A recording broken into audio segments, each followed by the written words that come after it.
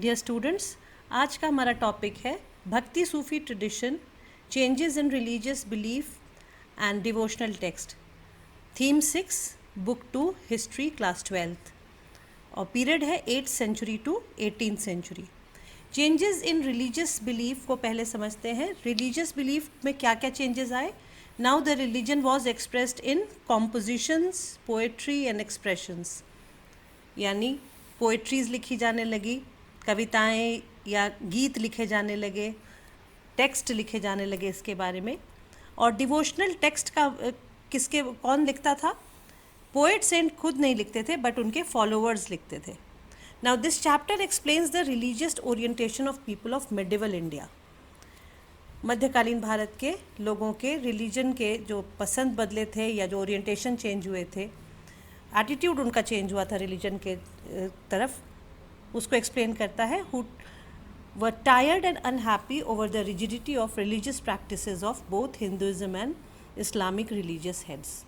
ये वो लोग थे जो हिंदुइज्म और इस्लामिक जो रिलीजियस हेड्स के जो सिस्टम थे या उनकी जो प्रैक्टिसेस थी उससे वो तंग आ चुके थे, उनकी रिजिडिटी से, और वो अपने आप को वो चेंज करना चाहते थे। People from various strata of society, especially those who were not allowed to perform religious practices, read Vedas or practice the rituals of women, for example women and Shudras or the lower caste, started expressing themselves through poetry and music. Their devotion towards God, which actually till now was a monopoly of Brahmins and Muslim priests.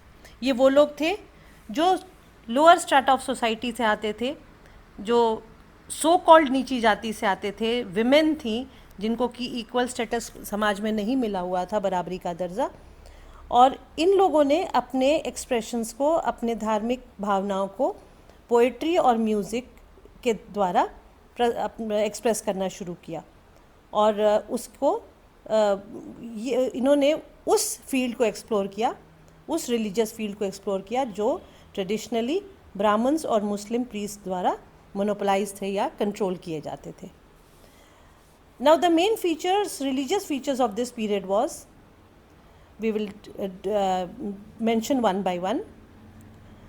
And what was this period? The period of Delhi Sultanate and Mughals and many kingdoms of South India.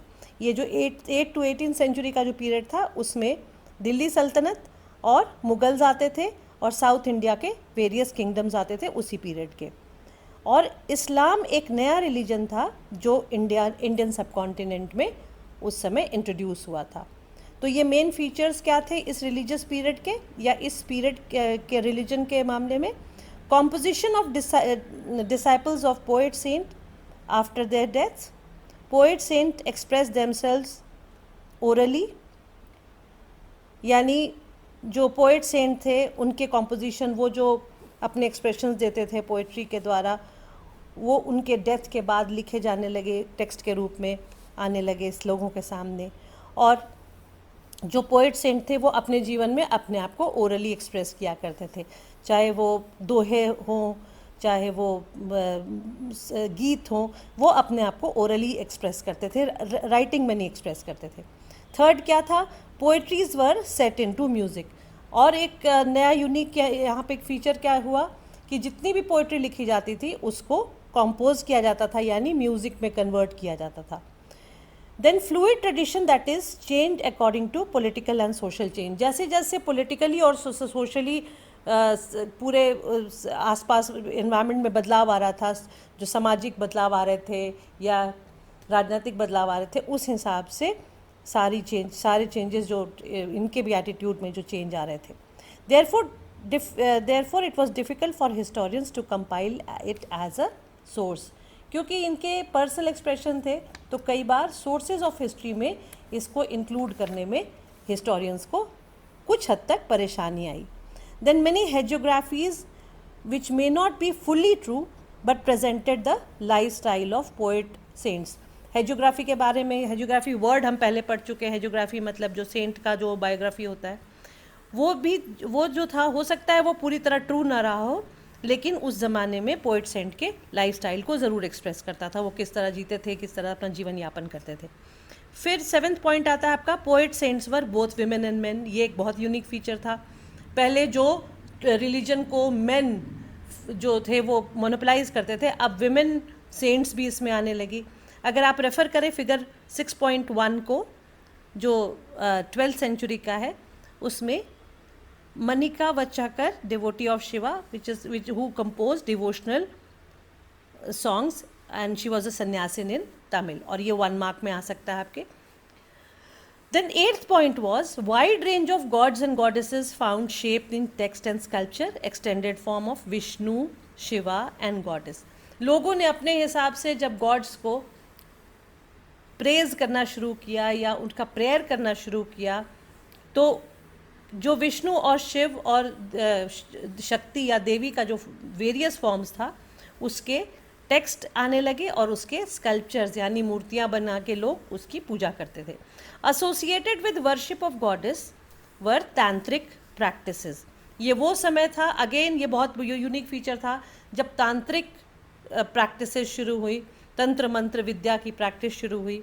Then poets and emerge as devotees around whom community of devotees emerged। एक point से poet saint जो devotee अगर हुआ तो उसके आसपास जो उसको फॉलो करने वाले थे वो पूरे उनकी कम्युनिटी बन जाती थी, और ये जो कम्युनिटी थी ये कम्युनिटी ऑफ डिवोटीज़ कहलाती थी। यहाँ एग्जाम्पल हम देखेंगे साउथ इंडिया में, जैसे अलवर्स और नायनार्स हुए हैं और लिंगायत्स हुए हैं। तो अलवर्स जो थे वो विष्णु के भक्त हुए और नायनार्स जो थे वो शिव के भक्त हुए।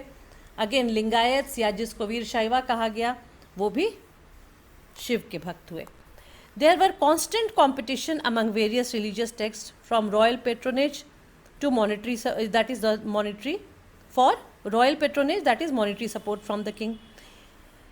अब यहाँ पे क्या था, कंपटीशन से का भी इफ़ेक्ट हुआ इन वेरियस रिलीजियस ट्रेडिशंस पे। किस लिए? ताकि वो ज़्यादा से ज़्यादा बढ़ सके। कैसे बढ़ता? रॉयल पेट्रोनेज से। जो राजा या रिच मर्चेंट्स या जो भी वो उस ज़माने के एबल एफ्लुएंट लोग थे, अमीर लोग थे, वो अपने अपने हिसाब से इन रिलीजियस सेक्ट्स को या कम्युनिटीज़ को बढ़ावा देते थे। उसका बहुत कंपटीशन था। Other than community there were movements by some devotees, जैसे कर्नाटक में लिंगायस जब जो अभी मैंने मेंशन किया, उनके अपने मूवमेंट हुए। जैसे उन्होंने काफ़ी सारे, आगे हम पढ़ेंगे कैसे सोशल रिफॉर्म में उन्होंने अपना कंट्रीब्यूशन दिया। उसके बाद सूफिज़म एक और एग्जांपल है जो नॉर्थ इंडिया में था, जो शुरू हुआ था उस ज़माने में नॉर्थ इंडिया में। उनका भी अपना एक तरह से डिवोटीज़ थे, उसमें उनकी अलग कम्युनिटी थी। Then next point is emergence of religious sects in north India. नए धार्मिक संप्रदाय यानी रिलीजियस सेक्ट्स नॉर्थ इंडिया में और आए, जिनको जैसे एग्जाम्पल था नाथ हुए, जोगी हुए, सिद्ध हुए। ये छोटी छोटी कम्युनिटीज़ थी जिसकी फॉलोइंग धीरे धीरे बढ़ रही थी।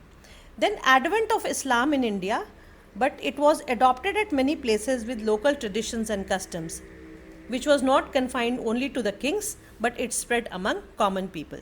इंडिया में इस्लाम का आना, लेकिन ये एक बहुत इंटरेस्टिंग फीचर रहा है इंडिया में इस्लाम का आना और उसको वेरियस कम्युनिटीज़ द्वारा अडॉप्ट करना। इंडिया के जो लोकल ट्रेडिशंस और कस्टम्स थे उसके साथ इस्लाम को मर्ज कर लिया गया और उसको एक तरह से समझिए कि इंडियनाइज कर दिया गया उस इस्लाम को जो सेंट्रल एशिया से या जो वेस्ट एशिया से आया था। और उसमें सिर्फ राजाओं महाराजाओं तक इस्लाम नहीं रहा था, यानी दिल्ली सल्तनत या मुगल्स, बल्कि लोगों के बीच में भी ये काफ़ी धीरे धीरे पॉपुलर हो रहा था। Then Sufism evolved. ये वो समय था 11th सेंचुरी का, क्योंकि हम 8th सेंचुरी से 18th सेंचुरी पढ़ रहे हैं तो उसके बीच में 11th सेंचुरी। तो सूफिज़म जो था वो 11th सेंचुरी में एक पूरे फुल फ्लेजेड मूवमेंट के रूप में इंडिया में एमर्ज हुआ, जो कि खलीफा जो थे मिडिल वेस्ट एशिया के या अरब के जो खलीफा थे, इस्लामिक वर्ल्ड के जो खलीफा थे, उनके रिजिडिटी के या मटीरियलिस्टिक कल्चर के अगेंस्ट वो एमर्ज हुआ। सूफिज़म के बारे में हम डिटेल में बाद में पढ़ेंगे, आगे पढ़ेंगे। Many poet saints engaged in dialogue and express their ideas, for example Nanak, Kabir and Mirabai. Nanak, Kabir, Mirabai जैसे साधु संत हुए जिन्होंने अपने भावनाओं को, या एक तरह से आप समझिए कि सोशल रिफॉर्म को अपने आइडियाज़ में एक्सप्रेस किया, और उससे रिलीजियस रिफॉर्म्स भी काफ़ी एमर्ज हुए. Now we shall take up various features in detail one by one. अब जितना भी हमने जो आप 15-16 जो हमने फीचर्स किया उसको वन बाय वन इस चैप्टर में देखेंगे कि किस तरह से रिलीजियस मूवमेंट जो था मेडिवल इंडिया का वो किस तरह से पनपा या आगे बढ़ा. सबसे पहले आप देखिए, रेफ़र कीजिए क्वेश्चन 1 जो बैक क्वेश्चन है आपका एनसीईआरटी का, what is integration of cult. उसमें उसके बारे में हम सबसे पहले जानने की कोशिश करेंगे. मैंने जैसे आपको बताया था कि जैसे इस्लाम भी इंडिया में आया था तो it adopted the customs of India. तो और इसके अलावा एक और चीज़ हमने देखी थी कि विष्णु और शिव जैसे जो गॉड्स थे उनके बहुत सारे अवतारों की पूजा होने लगी. तो यहाँ पे इंटीग्रेशन ऑफ कल्ट को हम समझने की कोशिश करेंगे. This period saw worship of major gods and their incarnation, that is avatar, and that is their various forms. जैसे विष्णु के कौन कौन से अवतार थे? विष्णु के दशावतार हुए हैं जिसमें Krishna one of the major god उस ज़माने के माने गए हैं. उसके बाद शिव को लिंग के रूप में पूजा जाने लगा. फिर गॉडेस में मेनी फॉर्म्स ऑफ गॉडेस जैसे लक्ष्मी, पार्वती, बहुत सारे इनके शक्ति का रूप, अलग अलग शक्ति का रूप हुआ.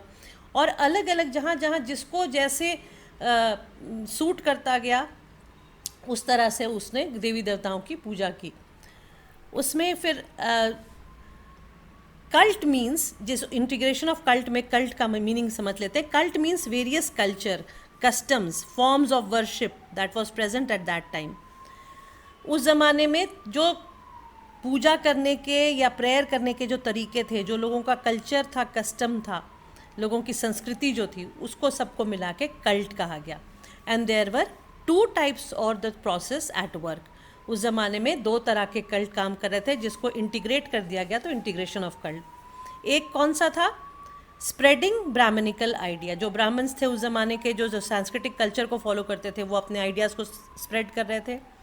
फिर वो क्या कर रहे थे? Compilation and composition of Puranik text into simple Sanskrit. ये ब्राह्मण थे, ये जान गए थे कि लोगों में जागरूकता आ गई है, तो जब तक उसको अपने कॉम्पोजिशंस को, जो एंशिएंट कॉम्पोजिशन जो पुरानी, उसको सिंपल संस्कृत में जब तक प्रेजेंट नहीं किया जाएगा, लोग उसको एक्सेप्ट नहीं करेंगे. तो they were compiling and composing the Puranic text in simple Sanskrit, लोगों की समझने की भाषा जो संस्कृत थी. Then there was another point in this process, the first process, text meant to be accessible to women and शूद्रा. पहली बार ये कोशिश की गई कि जो ये पुराणिक टेक्स्ट थे ये विमेन और शूद्रा को भी मिल सके या उनको एक्सेसिबल हो. They should also read and understand. और एक सेकेंड टाइप ऑफ प्रोसेस जो था वो था Brahmanas accepting works and believes of other social categories.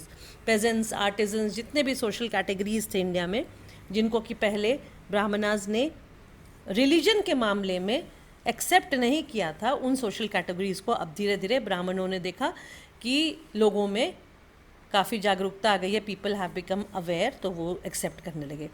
फिर इसमें सेकंड पॉइंट था कि these believes and practices were shaped through great and little tradition. ये आपका क्वेश्चन आ सकता है, what was great and little tradition. तो इसमें इनको जो ग्रेट और लिटिल ट्रेडिशन के रूप में इसको अडॉप्ट करने लगे. अभी आगे हम समझेंगे great and little tradition. Refer कर लीजिएगा आप पेज 141 पे ग्रेट एंड लिटिल ट्रेडिशन का बॉक्स में. Then third was in this process was basic worship was same but idols, temples etc. were made with local material, local sculptures etc. and local traditions. एक पुरी के, जगन्नाथ पुरी के मंदिर का एक सबसे बड़ा एग्जाम्पल है इंटीग्रेशन ऑफ कल्ट का, कि जगन्नाथ यानी विष्णु के ही अवतार का, विष्णु के ही रूप की पूजा होती थी, लेकिन उसका जो मूर्ति का मटेरियल था लकड़ी का था, वुडन था, क्योंकि वहाँ पे वुडन मटेरियल की अवेलेबिलिटी ज़्यादा थी. और उसके अलावा और भी आप देखेंगे जहाँ ओकरे का मटेरियल यूज़ हुआ है गॉडेस की मूर्ति में, देवी की मूर्ति में. इस तरह से लोकल मटेरियल से और लोकल कस्टम से मेन देवी देवताओं की पूजा होती थी, जिसको मेनली इंटीग्रेशन ऑफ कल्ट का रूप माना गया. और ग्रेट और लिटिल ट्रेडिशन क्या था? ग्रेट ट्रेडिशन जो मेन गॉड्स की पूजा होती थी, और लिटिल ट्रेडिशन जो अपने लेवल पे, जैसे हार्वेस्ट के टाइम में या आर्टिजन अपना काम करते करते जो अपने रिलीजियस प्रैक्टिसेस को या कस्टम्स को फॉलो करते थे, लोकल कस्टम्स को जो फॉलो करते थे, उसको लिटिल ट्रेडिशन कहा गया। बाकी आपको पेज 141 पर मैंने आपको बता दिया, उसको आप डिटेल में पढ़ लेंगे। अब एग्जाम्पल देख लेते हैं इंटीग्रेशन ऑफ कल्ट को और अच्छी तरह समझने के लिए। फिगर 2.6 में इमेज 1, जैसा अभी मैंने आपको बताया था, Jagannath temple which is in Orissa, Puri. Material use was would and the design was tribal art type of जो देव मूर्ति बनी है जगन्नाथ की और सुभद्रा की, बलदाऊ की, जो जिसमें कृष्ण, सुभद्रा और बलराम तीनों का है। उसके बाद सेकंड इमेज आप आ जाइए, फिगर 4.6 देख लीजिए, चैप्टर 4 में, बुक 1 में, जो आपका ये एग्जाम्पल है, आपको रेफ़र करना पड़ेगा। विष्णु एंड शेषनाग जो यूपी देवघर में है, मिलेगा आपको। उसमें डिफरेंट स्टाइल गुप्ता पीरियड का, और नॉर्थ इंडिया में इसको नगर स्टाइल कहा गया था। फिर थर्ड इमेज आप देख लीजिए, फिगर 6.3 में, sculpture of goddess, Buddhist Marichi का जो आप इसमें बना हुआ है। इसमें मटेरियल यूज्ड वाज ओकरे ऑन स्टोन, येलो मटेरियल था, which was equated with Lakshmi and Parvati. ये जो देवी की मूर्ति है उसको इक्वेट किससे किया गया? लक्ष्मी और पार्वती से। ये सारा जो तीनों एग्जाम्पल है, ये आपको इंटीग्रेशन ऑफ कल्ट का बेस्ट एग्जाम्पल है, which you can give in your right in your answer. Next question हम देखते हैं, व्हाट वाज तांत्रिक practice and how did it come into conflict with वैदिक ट्रेडिशन। मैंने आपको अभी बताया था, जब फीचर्स बता रही थी इस पीरियड के रिलीजियस चेंजेस के फीचर्स जो बता रही थी, उसमें मैंने आपको तांत्रिक प्रैक्टिसेस के बारे में बताया था। अब इसको अलग से क्वेश्चन के रूप में कर लेते हैं। तांत्रिक प्रैक्टिसेस में वेरियस पॉइंट्स थे। It came into conflict with Buddhism and Jainism, then it was worship of goddess, it was open to women and all caste and class, then it influenced Shaivism and Buddhism, it ignored authority of Vedas, and its devotees had their favorite gods like Shiva and Vishnu. तांत्रिक practices में क्या था? सबसे बड़ी बात है कि इनके जो प्रैक्टिसेस थे, सेक्रिफिशियल प्रैक्टिसेस या इनके जो तंत्र मंत्र विद्या वाले प्रैक्टिसेस थे, वो बुद्धिज़्म को नहीं पसंद थे, जैनिज़्म को नहीं पसंद थे, वैदिक कल्चर को नहीं पसंद थे। लेकिन इनकी सबसे बड़ा फीचर ये था कि इन्होंने विमेन को भी और सब कास्ट के लोगों को, सब क्लास, क्या रिच, क्या पुअर, क्या different caste, so called lower caste, क्या विमेन, सबको इन्होंने मौका दिया अपने आप में इंक्लूड करने का। इसलिए इन्होंने इन्फ्लुएंस भी, they were also influenced by Shaivism and Buddhism, and they worship goddess. उन्हीं गॉडेस और गॉड्स की पूजा करते थे, लेकिन अपने तरीके से। उसके बाद पुराणिक देख लेते हैं, how did it come into conflict with वैदिक ट्रेडिशन। जो हमने कहा, पुराणिक जो ट्रेडिशन था उसमें एक पहले चीज़ आप समझ लीजिए, हिंदुइज़्म जो वर्ड था, उस ज़माने में जब टर्क्स आए इंडिया में और जब इस्लाम आया, तो उसके बाद जो यहाँ पे ऑलरेडी प्रैक्टिसिंग रिलीजन था, वो डिफरेंट प्रैक्टिसेस को मिला के बना था, जिसको बाद में हिंदुइज़्म नाम दिया गया। कौन कौन से ट्रेडिशंस थे? पुराणिक ट्रेडिशन, वैदिक ट्रेडिशन, तांत्रिक tradition, Buddhist tradition, little tradition, great tradition, जो लोकल ट्रेडिशन, और ग्रेट ट्रेडिशन यानी मेजर देवताओं की जो पूजा होती थी। इन सबको मिला के जो रिलीजन का नाम दिया गया वो था हिंदुइज़्म, जो ऑलरेडी इंडिया में इस्लाम के आने से पहले से प्रैक्टिस हो रहा था। अच्छा, वैदिक ट्रेडिशन क्या था? It was belief in Vedas, then women were not included. देखिए बेसिक डिफरेंस तांत्रिक और वैदिक में आ गया कि विमेन तांत्रिक में इंक्लूडेड थी, वैदिक में नहीं थी। देन वैदिक ट्रेडिशन में क्या था? दे चांटेड मंत्रास, इनके में पूरा प्रॉपर ट्रेडिशन था मंत्र का। उसके बाद और तंत्र, उसमें तांत्रिक में तंत्र था, यानी बहुत सारे समझिए कि प्रैक्टिसेस थे जो ये लोग परफॉर्म करते थे, जिसको धार्मिक कर्मकांड कहा जाता है। Then these people have followed, the Vedic people followed sacrificial tradition, यानी अश्वमेध यज्ञ और राजसूय यज्ञ का जो मैंने एग्जाम्पल दिया था आपको प्रीवियस चैप्टर्स में, उसका वो सेक्रीफाइशियल ट्रेडिशन था इनका।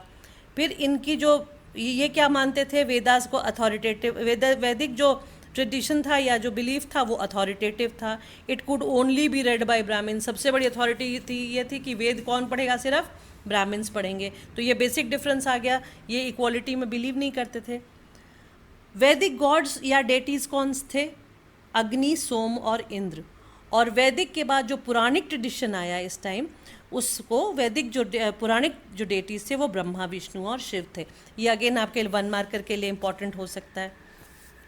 तो जो आपका, आप एक चीज़ समझिए, हर एक चैप्टर में बड़े क्वेश्चन के बीच में से ही आपको 1 मार्कर्स मिल जाएंगे. और उसको मैं बाद बीच बीच में मेंशन भी करती चल रही हूँ और बाद में आपको प्रॉपरली पता भी चल जाए. Then coming to devotional history. Puranic आपने पहले एक बार फिर से रिपीट कर लीजिए. वैदिक गॉड्स में थे अग्नि, सोम एंड इंद्र, एंड पुराणिक में थे Brahma, Vishnu and Shiva. Devotional history का हम बैकग्राउंड देख लेते हैं. और बैकग्राउंड में था more old. Devotional history was more older than this period. It was 1000 year back. Then routine worship of attaining trance. Then singing and chanting Shiva and Vishnu sect. ये सारी चीज़ें थी. उसके बाद ये सारी चीज़ें इंक्लूड किस में होती हैं, बैकग्राउंड ऑफ भक्ति एंड सूफी ट्रेडिशन. अब हम स्टार्ट करेंगे next part of our chapter में, अर्ली भक्ति ट्रेडिशन. भक्ति ट्रेडिशन में एक अर्ली था, एक लेटर था, समझ लीजिए. तो अर्ली भक्ति ट्रेडिशन में क्या था, इसमें poet saint emerge who had community of devotees. जो मैंने फीचर्स में आपको बताया है, इसको यहाँ एक तो हल्का सा रिपीट हो रहा है कि जो पोएट सेंट थे उनकी अपनी कम्युनिटी होती थी, फॉलोअर्स होते थे. Then Brahmanas remained important link between god and devotee in several bhakti forms. कई जगह जैसे बसावना जो थे वो खुद ब्राह्मण थे जिन्होंने लिंगायत या वीर शैवा ट्रेडिशन को शुरू किया था. तो ये एक तरह से कई जगह ब्राह्मणाज जो थे वो लिंक थे बिटवीन गॉड एंड डिवोटीज़. उसके बाद जो भक्ति ट्रेडिशन था, they accommodated women and lower caste. ये सबसे बड़ा फीचर था इसका, सबसे स्ट्राइकिंग फीचर था, जो वैदिक ट्रेडिशन में नहीं था, ना ट्रेडिशनल आपका रिजिड इस्लाम में था. विमेन को नहीं इंक्लूड करते थे. विमेन को इंक्लूड इन द सेंस जो अथॉरिटी थी वो विमेन को नहीं थी. उसके बाद diversity was the key note. भक्ति ट्रेडिशन का जो सबसे बड़ा की नोट था वो था डाइवर्सिटी, यानी अपने पसंद के गॉड्स एंड गॉडेसेस की पूजा, अपने हिसाब से पोइट्री लिखना, उसको कंपोज करना, उसको म्यूज़िक में डालना, भजन कीर्तन गाना, ये सारी चीज़ें इसमें भक्ति ट्रेडिशन में थी. भक्ति ट्रेडिशन जो था मेनली 2 ब्रॉड कैटेगरी में आता था. एक था सगुण और दूसरा था निर्गुण. सगुण का मतलब विद एट्रीब्यूट, यानी worship of specific God and in their physical form, यानी मूर्ति पूजा, आप अपने एक्सप्रेशंस को मूर्ति में ढाल रहे हैं या एट्रीब्यूट्स के साथ कर रहे हैं. और निर्गुण जो था, निर्गुण भक्ति जो थी वो विदाउट एट्रीब्यूट्स थी and worship of abstract God. आपने मन में भगवान की कल्पना की और उसकी पूजा की या उसको प्रेयर किया, उसको निर्गुण कहा जाता था. ये भी अगेन 1 मार्क क्वेश्चन से लेके आपको आ सकता है. देन भक्ति मूवमेंट इन साउथ इंडिया पहले कर लेते हैं. आगे Bhakti movement in South India were divided into 2 major categories. They were Alvars and Nayanars. पहले भी मैंने आपको मेंशन किया था. अलवर्स कौन थे, डिवोटीज ऑफ विष्णु. आप एग्जाम्पल देखिए सोर्स 1 का, जिसमें ब्राह्मण जो था Tondaradippodi, who was against caste difference. Again this is important for 1 mark question. Then Nayanars जो थे वो डिवोटी ऑफ शिवा थे. तो 2 मेजर कैटेगरीज हो गई भक्ति मूवमेंट की साउथ इंडिया में. और उसके पहले 2 और मेजर कैटेगरीज हमने भक्ति मूवमेंट की क्या देखी, सगुण एंड निर्गुण, टाइप ऑफ वर्शिप जिसको कहा जाता था. इसमें फीचर्स देख लेते हैं भक्ति मूवमेंट का. They were against caste system. Temples were built where they found their shrines of favourite devotee. Then those places became pilgrimage. Then poetry, singing of these saints, ritual in their shrines. Then attempted to reform social system against brahmanas. तो basic feature इन सब भक्ति movement का क्या रहा, against caste system थे. दे did not believe in caste system like Brahmanas. फिर जहाँ पे इनके सेंट्स, जो भक्ति सेंट्स रहते थे, उनके इर्द गिर्द लोग, उनके डिवोटीज़ इकट्ठा होते थे और वहाँ फाइनली श्राइन या मंदिर बना दिया जाता था, पूजा का स्थान बना दिया जाता था। और फाइनली उनके डेथ के बाद वो जगह तीर्थ स्थल बन जाते थे, जो पिलग्रिमेज जहाँ पे लोग तीर्थ करने जाते थे। उसके बाद इनको एक्सप्रेस करने का इनका जो आइडिया था वो पोएट्री का था, जो मैं बार बार आपको बता रही हूँ, और सिंगिंग का था। जो इनके सेंट्स के इनके जो एक्सप्रेशंस थे या इनकी जो पोइट्री थी वो लोग गाया करते थे, और इनके जो श्राइन्स थे वहाँ पे डिफरेंट रिचुअल्स होते थे। और ये सेंट, जो पोइट सेंट हुए, ये ना सिर्फ रिलीजन को बढ़ावा देते थे, ये सोशल रिफॉर्म्स में भी बिलीव करते थे, क्योंकि ये बेसिकली ब्राह्मणास के और इस्लाम की रिजिडिटी, खलीफाओं के रिजिडिटी के अगेंस्ट में उठे थे। तो नेचुरली सोशल सिस्टम और सोशल रिफॉर्म पे बिलीव करते थे। यहाँ एग्जाम्पल देख लीजिएगा अलवर कॉम्पोजिशन का। अलवर कॉम्पोजिशन का एग्जाम्पल है तेवरम, जो इन्होंने टेक्स्ट लिखा है 10th सेंचुरी में लिखा गया है, जिसमें अपर, संबंदर और सुंदरर, ये 3 जो पोएट्स हुए हैं, जो पोएट सेंट हुए हैं, इनके कॉम्पोजिशंस हैं। और इसमें आप सोर्स 2 में एग्जाम्पल देख लीजिएगा। उसके बाद नेक्स्ट पॉइंट है, they came from groups of artisan, Brahmanas, peasant, untouchable. इनमें जो जितने भी सेंट हुए हैं, पोएट सेंट हुए हैं भक्ति मूवमेंट में, ये अलग अलग कैटेगरीज से लोग, ये सिर्फ ब्राह्मण्स नहीं थे, ये आर्टिजन कैटेगरी से भी थे कई सेंट, कई पेजेंट कैटेगरी के थे, कई अनटचेबल्स भी थे। जैसे अगर आप कबीर का एग्जाम्पल देखें तो वे वीवर कम्युनिटी से आते थे। ब्राह्मणास भी थे, जो मैंने बसावना का एग्जाम्पल दिया आपको। अलग अलग कैटेगरीज से सेंट्स आते थे। फिर अलग नेक्स्ट फीचर इसका हो गया, their composition was as important as Vedas. लोग इतनी इनकी फ़ैन फॉलोइंग थे, लोग इतने ज़्यादा इनको मानने लगे थे कि इनके जितने भी कॉम्पोजिशन थे वो उस ज़माने में वेद की तरह इम्पॉर्टेंट हो गए थे। जैसे अलवर का जो मेन कॉम्पोजिशन था उसको तमिल वेदा कहा गया, और वो उस मेन कॉम्पोजिशन का नाम क्या था, नालायिरा दिव्य प्रबंधनम, जो 10th सेंचुरी में लिखा गया था। अलवर का हमने कॉम्पोजिशन तेवरम देखा। उसके बाद हमने देखा नालायिरा दिव्य प्रबंधनम। देन 4 इसमें क्या है, नालायिरा दिव्य प्रबंधनम जिसको तमिल वेदा कहा गया है, इसमें क्या है लिखा हुआ है, इसमें 4000 कॉम्पोजिशन ऑफ 12 अलवर सेंट्स का है। 4000 इसमें श्लोक हैं, कॉम्पोजिशंस हैं, गीत हैं, समझ लीजिए।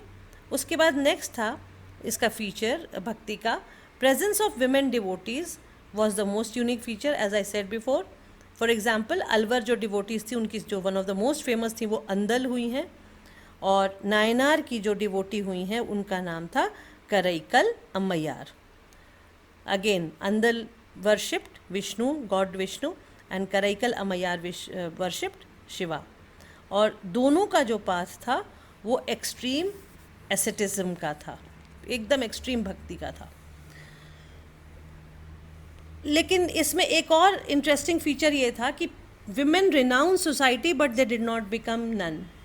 फैमिली में होती थी, सोसाइटी के आइडियल्स को नहीं मानती थी, लेकिन भिक्षु या नन भी नहीं बनती थी। वो उसी में रह के और अपने रिलीजियस प्रैक्टिसेस को, अपने गॉड्स को प्रे करती थी, फॉलो करती थी उनके ट्रेडिशन को। उसके बाद लास्ट इसमें फीचर देख लीजिए, they pose threat to male domination. उस समय पेट्रियार्कल नॉर्म्स चलते थे, उसको इन्होंने चैलेंज किया भक्ति मूवमेंट ने। भक्ति इसमें आप सोर्स 3 से एग्जाम्पल देख सकते हैं, जिसमें आपका जो लास्ट पॉइंट है, they pose a threat to male domination, इसमें आप सोर्स 3 से एग्जाम्पल देख सकते हैं। अब हम आते हैं question number 7, back question NCERT का, और पेज 146 पे जो क्वेश्चन है डिस्कस वाला, उसमें देखिए, इसमें रिलेशन ऑफ भक्ति सेंट विथ रूलर्स यानी स्टेट। ये एक बहुत इंटरेस्टिंग फीचर है कि उस ज़माने में जितने भी सेंट हुए हैं उनसे जो रूलर्स होते थे उस ज़माने के, वो चाहते थे अपना रिलेशन, डायरेक्ट रिलेशन बनाना। जैसे उनको पेट्रोनेज कर देते थे, उनको पेट्रन्स बन जाते थे, उनके कम्युनिटी को या उनके सेक्ट को बढ़ावा देते थे, अपने यहाँ उनकी प्रॉपर इज्जत होती थी। इसके कई रीज़न थे क्यों करते थे, और इसमें और एक क्वेश्चन आता है, why rulers proclaimed their connection with bhakti saint, same question in other form, and how did they project the relation with them. क्यों करते थे भक्ति सेंट से अपना कनेक्शन दिखाते थे और इसको कैसे एक्सप्रेस करते थे, तो इसके आंसर में देख लीजिए। There was competition for royal patronage as explain before between poet saint and Buddhism and Jainism followers.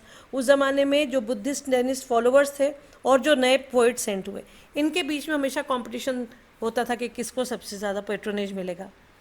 फिर Alvars and Nayanars were against Buddhism and Jainism. And then 6th to 9th century states of Pallavas and Pandyas who were the chiefdoms in Tamil region, ये example है patronage का। तो उन्होंने क्या किया, merchants and artesian जो थे उनके किंगडम में, चीफडम में, उन्होंने बुद्धिज़्म और जैनिज़्म को सपोर्ट किया। और राजाओं ने, पल्लवास एंड पांड्यास के जो राजा थे, उन्होंने किसको सपोर्ट किया, भक्ति सेंट्स को उन्होंने सपोर्ट किया।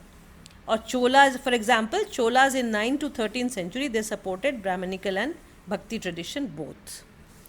Coming to the second part of the question, how did they project their relation with them. इसमें हम डिफरेंट एग्जाम्पल लेंगे। पहला, Cholas made land grants and construction of Vishnu and Shiva temple. Chidambaram, Gangaikonda Cholapuram और तंजावुर, ये सब शिव मंदिर हैं जो चोलाज ने बनवाए थे उस ज़माने में। उसके बाद नटराज की मूर्ति जो शिवा इन ब्रॉन्ज स्कल्पचर जिसको कहा जाता है, वो उन्होंने नायनार के लिए बनवाया था। फिर उस समय पेजेंट कम्युनिटी थी जिनको वेलालार कहा जाता था, वो अलवर्स एंड नायनार दोनों को मानते थे, या they revered Alvars and Nayanars. Then what happened, Chola kings claimed divine support by building splendid temples in stone and metal showing the vision of saints. Chola king अपनी नज़दीकी दिखाने के लिए भक्ति सेंट से उनके लिए बड़े बड़े मंदिर बनाए। अभी भी वो मंदिर आप देख सकते हैं गंगईकोंडा चोलापुरम जैसी जगहों पे। और ये मंदिर स्टोन्स और मेटल के धातु के बनवाए थे। Then the kings introduced singing of Tamil Shaiva hymns in temple. भजन कीर्तन का जो सिस्टम था, शिव के भजन गाए जाते थे या शिव के श्लोक गाए जाते थे, ये भी राजाओं ने मंदिरों में ये सिस्टम इंट्रोड्यूस किया। उसके बाद टेक्स्ट में तेवरम नाम का एक बहुत फेमस टेक्स्ट है जिसमें इन सब का हिम्स को कलेक्शन ऑफ हिम्स है जो पॉसिबल हो सका थ्रू रॉयल पेट्रोनेज। इसमें एग्जाम्पल देख लेते हैं। एक चोला रूलर का 945 में ईयर 945 CE में परंतका नाम के रूलर का, जिसने क्या किया, अपर संबंदर और सुरंदर नाम के जो पोएट सेंट थे उनके मेटल इमेजेस उन्होंने बनवा के शिव मंदिर में उसको स्थापित किया या उसको वहाँ पे लगवाया। Then coming to next point, procession of these images carried during festival.